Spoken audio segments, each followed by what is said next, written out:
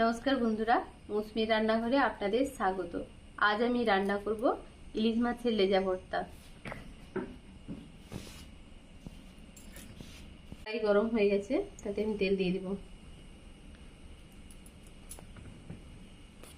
তেল গরম হয়ে গেছে, তাতে আমি ইলিশ মাছের লেজাটা ভালোভাবে ভেজে নেব।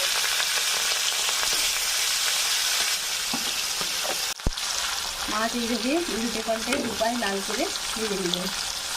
লেজাগুলো ভালোভাবে কাঁটা বেছে নিব। এবার তেলের মধ্যে আমি কিছু গোটা জিরে দিয়ে দিব, রসুন কুচি দিয়ে দিব,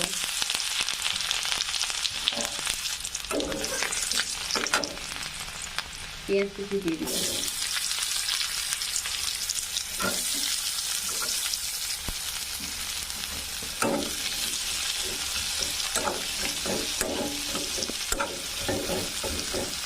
কুচি করে রাখা কাঁচা লঙ্কা দিয়ে দিব,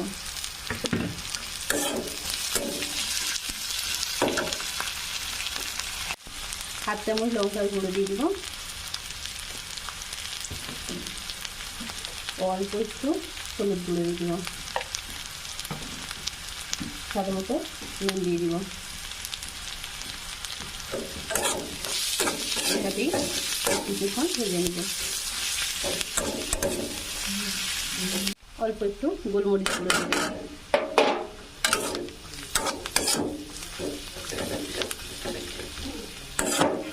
ভাজা হয়ে গেছে, এবার নামিয়ে নেব।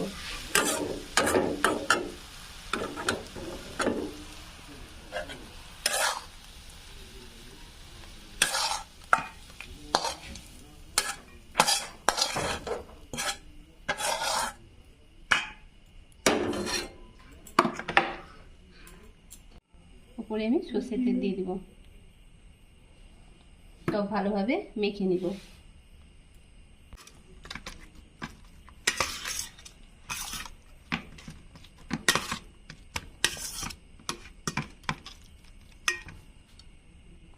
কি বন্ধুরা, কেমন লাগলো?